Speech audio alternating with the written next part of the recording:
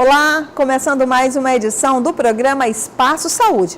E hoje você confere informações sobre método anticoncepcional com a ginecologista Jocarla Góes. Vai ver também detalhes sobre obstrução das vias lacrimais com a oftalmologista Ana Paula. E a gente encerra o programa com a entrevistada da semana, a anestesista Liciane Leda. A gente vai para o intervalo e já voltamos.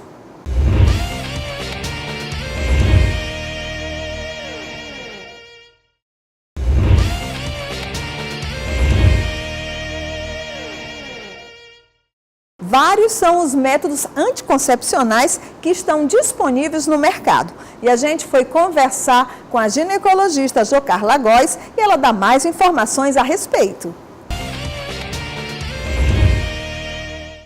Olá, sou a doutora Jocarla Góes, sou médica, ginecologista obstetra, atuo na área de ginecologia geral e estética. Hoje vou falar um pouquinho a respeito sobre os contraceptivos, que é um assunto tão atual e importante para a saúde da mulher, bem como dos casais, que podem escolher de forma livre, consciente e responsavelmente pelo número de filhos e o período ideal para tê-los. O que são métodos contraceptivos? São métodos ou dispositivos utilizados para prevenir uma gravidez. Então, a escolha, a disponibilidade e a forma de utilização denomina-se planejamento familiar. Então, eles podem ser classificados de acordo com a via de administração, podem ser por via oral, que são as pílulas, os intramusculares, que são os injetáveis mensais, trimestral, transdérmico, que são os adesivos, os dispositivos intrauterinos.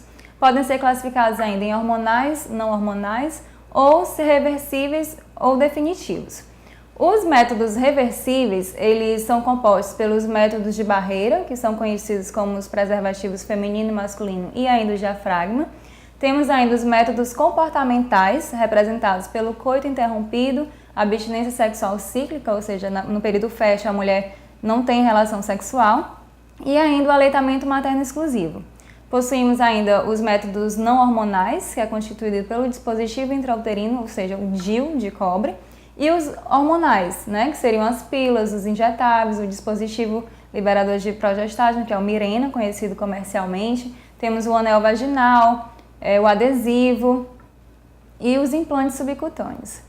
E ainda possuímos os métodos definitivos, que nas mulheres são realizados a laqueadura tubária ou anel tubário, e nos homens a vasectomia. Só que mesmo eles sendo definitivos, muitas vezes eles podem ser revertidos em algumas situações.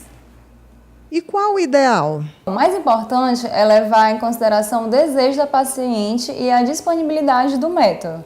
É importante que ela tenha conhecimento de todos os métodos disponíveis. A gente tem que avaliar também qual o tempo pretendido para essa mulher engravidar, fornecer informações sobre custos, vantagens, desvantagens, saber se ela vai conseguir dar continuidade ao método, além de que se ela vai também conseguir seguir as orientações direitinho, enfim.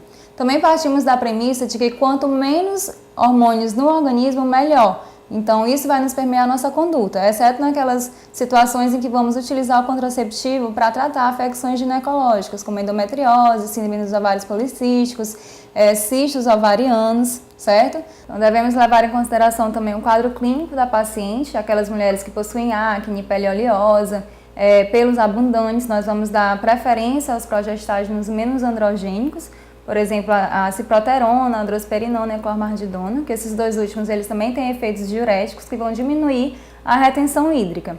Devemos levar em consideração a vida sexual dessa mulher, aquelas pacientes que apresentam diminuição da libido, vamos dar preferência à levonorgestrel.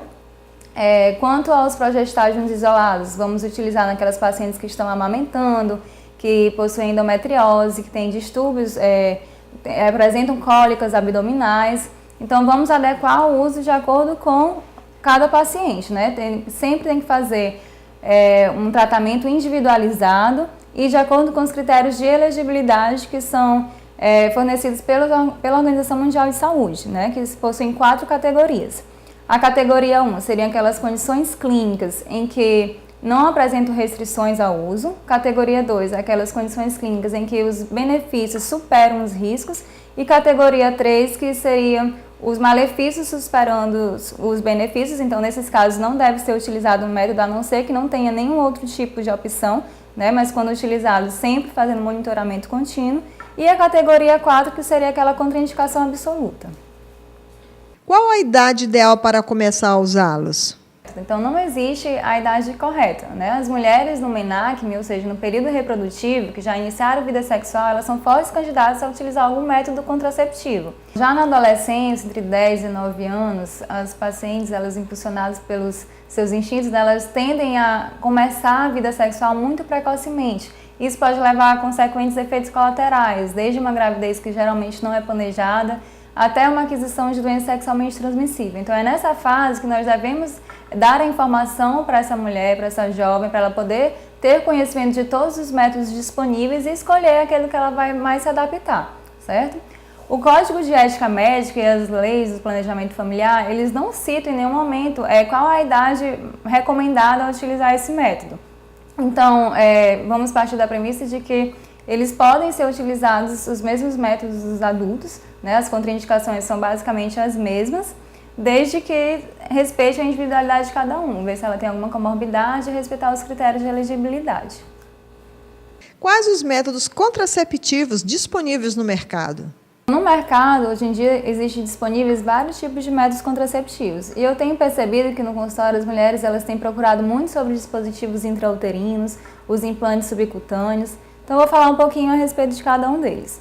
Os dispositivos intrauterinos, eles nada mais são do que uma haste de polietileno, que eles vão ser introduzidos na cavidade endometrial, promovendo uma contracepção de alta eficácia, durabilidade e continuidade. Existe um DIU hormonal, que seria o Mirena, conhecido comercialmente, que ele tem uma duração de 5 anos, e o DIU não hormonal, que seria o DIU de cobre, que tem duração de 10 anos.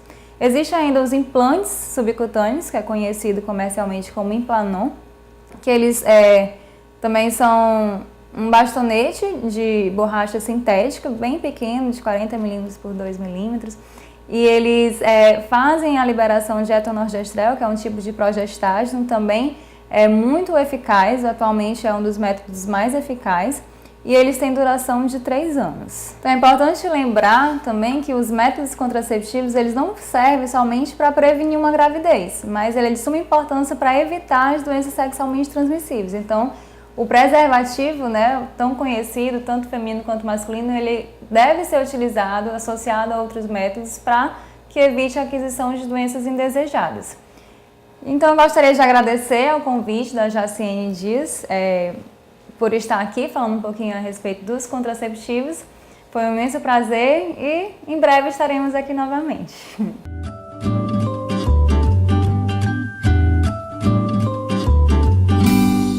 Está gostando do programa? A gente vai para um breve intervalo, voltamos já já e na volta você confere a entrevista da semana.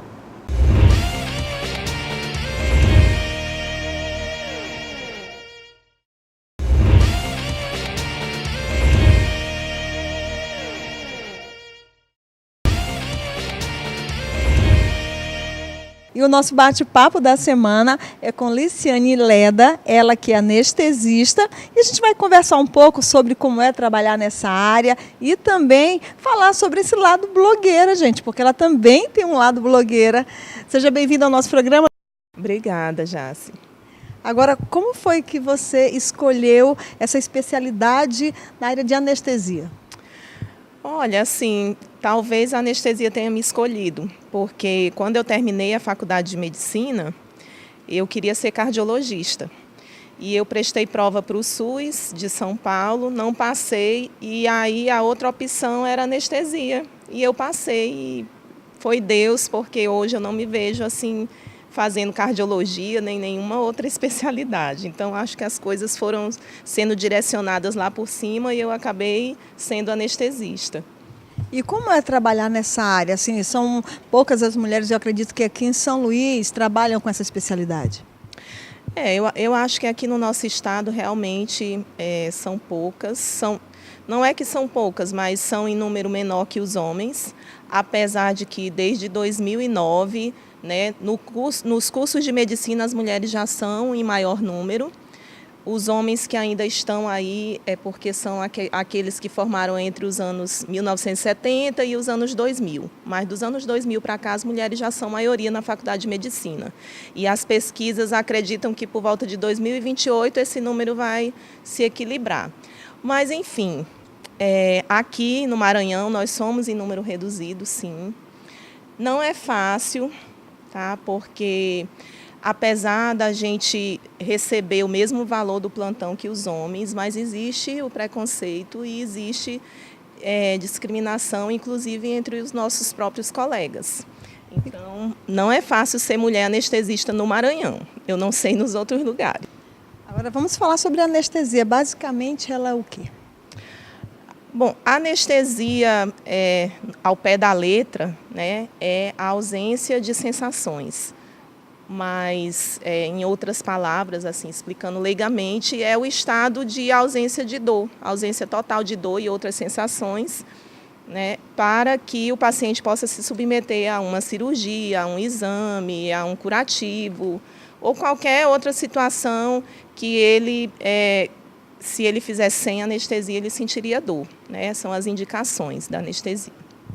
Agora, Liciane, algumas mulheres pós que fizeram uma cesárea, elas falam que o cabelo caiu. Isso é mito ou é verdade? A anestesia causa essa queda? Não, é totalmente mito. O que acontece é que durante a gravidez a mulher tem uma alteração hormonal muito grande. A grávida ela fica com o cabelo lindo, brilhoso e tal, mas depois que o neném nasce, há uma queda grande também, em grande proporção, desses hormônios que estavam em alta durante a gravidez. E isso que vai proporcionar essa queda de cabelos, que sempre é confundida com anestesia, porque existe muito falatório sobre anestesia. Até bem pouco atrás, quando não existia ainda a consulta pré-anestésica, que é aquela consulta que você vai, tira as dúvidas, conversa com o anestesista pessoalmente, era aquele disse-me-disse. Porque minha mãe fez, a vizinha da minha mãe fez e ficou aleijada. Eu nunca vi ninguém aleijado com anestesia e a anestesia não cai cabelo. Não que não possa ter complicações que possam levar um paciente a ficar paraplégico, porque já tem descrito na literatura. Mas cair cabelo, com certeza, não é da anestesia. Não tem nenhum agente anestésico que faça cair o cabelo. Agora, doutora, uma outra dúvida das pessoas é com relação à alergia. Quem é alérgico pode tomar anestesia ou tem alguma recomendação? Sim, para as duas perguntas. Quem é alérgico pode, sim, e eventualmente vai precisar, porque algumas cirurgias são necessárias, nem todas são escolhas nossas, né? E os cuidados, existem cuidados sim. A gente sempre pede que o paciente faça a consulta pré-anestésica, porque durante essa consulta a gente vai investigar todo o passado, o histórico do paciente de doenças. Quando ele diz que é alérgico, a gente vai investigar a alergia aqui. Na anestesia, existem alguns anestésicos e medicamentos que que são mais ou menos da mesma família que alguns outros que o paciente toma pela boca, como dipirona. Eu não posso tomar dipirona porque eu fico todo empolado. Não posso tomar leite com lactose. Tudo isso a gente investiga, porque algumas dessas reações alérgicas, elas são, a gente chama de cruzadas, né? O paciente pode ter alergia a certos anestésicos se ele tiver alergia à dipirona. Então, a gente evita esses agentes anestésicos, é a primeira coisa durante a cirurgia. O paciente tem alergia à medicação conhecida, ela não é feita, lógico. E se for uma medicação da mesma família, ela também não é utilizada. Existem algumas medicações que são altamente alergênicas dentro da anestesia, e a gente evita fazer em pacientes que são alérgicos, mesmo que ele nunca tenha usado. Agora, Liciane, eu tenho visto que você tem um hobby, que é a rede social Instagram. Como foi que surgiu isso para você? Bom, era para ser um hobby, né? Mas acabou virando uma coisa assim maior. Tem 1 ano e pouco. Uma amiga vivia dizendo para eu: faz um blog. E eu sempre relutante, eu tenho vergonha de tirar foto, não vou. Depois as pessoas vão dizer que eu estou feia, não quero. Mas um belo dia eu resolvi experimentar. E foi dando certo, e foi virando assim uma coisa maior do que eu imaginei. E realmente eu achei que era só tirar uma foto, postar e pronto, tá legal. Ah, peraí, rapidinho, vou sair. Não é. Para quem pensa que não é. É muito mais complicado que isso, porque a gente tem que pensar no que vai escrever, tem que ver o que você vai falar daquela roupa e acaba virando uma coisa que consome muito tempo, né? Mas eu gosto bastante, porque eu tenho muito retorno das minhas seguidoras e é uma coisa que me dá prazer. Então, demorou um tempinho para eu ajustar entre as minhas duas vidas, né? Entre a vida de médica e a vida de influencer, mas agora eu acho que eu peguei o jeito, assim, eu estou conseguindo equilibrar bem. Ô, Liciane, muito obrigada pela sua participação no nosso programa, viu? Eu que agradeço, obrigada mesmo.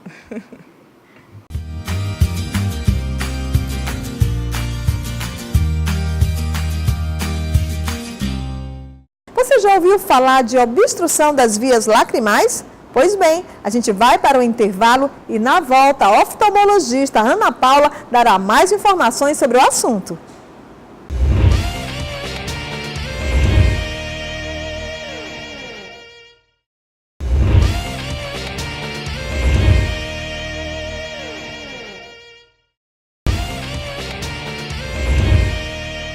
Olá, meu nome é Ana Paula Pozobon, sou oftalmologista, faço parte aqui do corpo clínico da UDI Oftalmo, especialista em oculoplástica.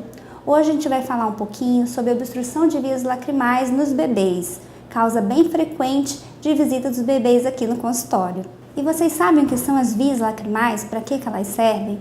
As vias lacrimais, na realidade, são uma forma de excreção da lágrima que o olho produz. Elas vão do olho até o nariz e ela é responsável pela drenagem de toda a lágrima que é produzida. E como são as vias lacrimais? Na verdade, as vias lacrimais começam aqui no canto interno do olho, próximo ao nariz, e ela vai daqui até o nariz, percorrendo toda a asa lateral do nariz. Então, daqui até aqui e sai lá dentro do nariz. A lágrima é produzida principalmente na glândula lacrimal principal, que fica aqui bem temporal, nessa região. E aí, quando a gente fecha o olho como se fosse um zíper e empurra a lágrima daqui para cá, jogando aqui dentro desses canalículos. E a lágrima é sugada pelo saco lacrimal e sai lá no nariz. E o que acontece nos bebês? A maioria dos bebês, quando nasce com essa válvula bem aqui embaixo, que comunica o saco lacrimal diretamente no nariz, imperfurada. E aí, normalmente, até os 3, 4 meses, quase a totalidade dos bebês tem um pouco de lacrimejamento. Depois, a tendência é isso se auto-resolver, né? A membrana ela se rompe e a via lacrimal fica totalmente pérvia. E alguns estudos falam que até 70% das crianças, até 1 ano, elas realmente têm uma melhora espontânea dessa obstrução, que causa, na realidade, que é a queixa das mães, lacrimejamento. Então, é um bebê que lacrimeja e que realmente aquilo incomoda demais a mãe. Normalmente, a lágrima não é purulenta, é só lágrima mesmo, mas é um lacrimejamento persistente. E como seriam os sintomas dessa obstrução baixa nos bebês? Normalmente, a maioria das crianças, realmente, a mãe só queixa do lacrimejamento excessivo, que o bebê está o tempo inteiro com o olho umedecido, às vezes os cílios ficam um pouco colados pelo excesso de lágrima, até uma secreção purulenta, quando essa lágrima, porque ela ficou muito tempo parada dentro do saco lacrimal, sem ser drenada, ela acaba infectando, muitas vezes com bactérias da própria pele, que já fazem parte da flora normal do bebê. E aí, quando isso acontece, a gente tem uma secreção um pouco mais purulenta, não tão aquosa como a lágrima é.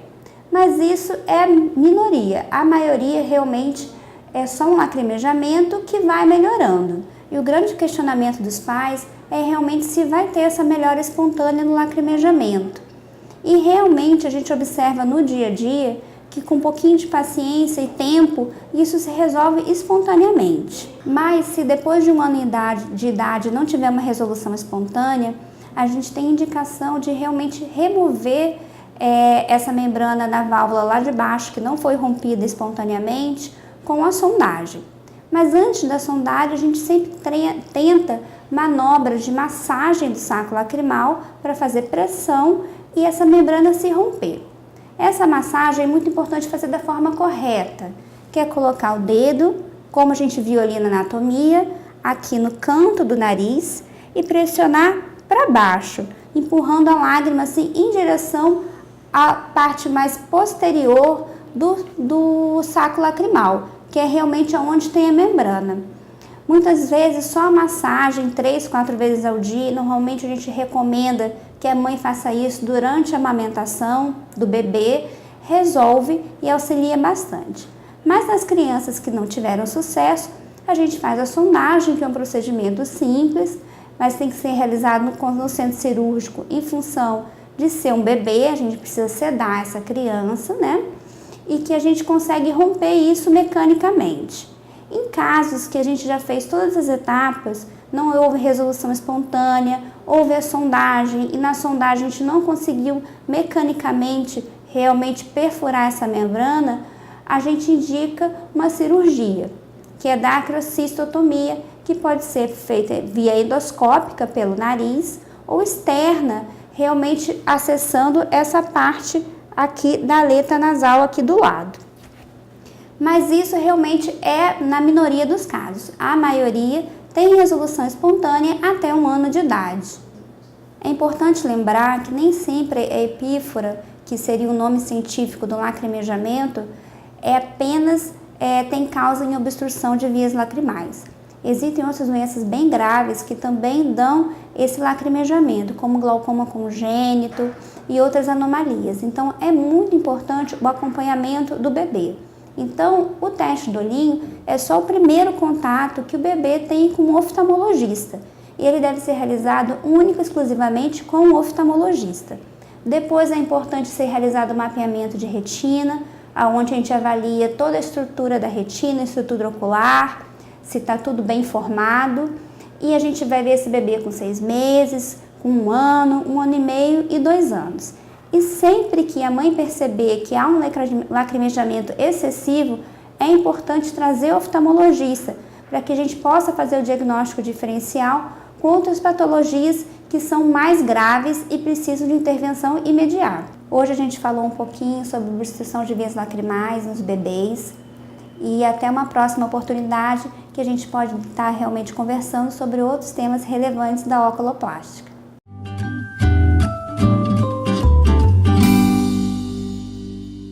A gente vai ficando por aqui, mas semana que vem estaremos de volta aqui na TV Guará com o programa Espaço Saúde. E lembrando a você que é todos os sábados às 12h30, com reprise na quinta-feira às 10h30 da noite. E você quer ser patrocinador do programa? Então entre em contato com a gente com o telefone que está aparecendo no seu vídeo. Até semana que vem!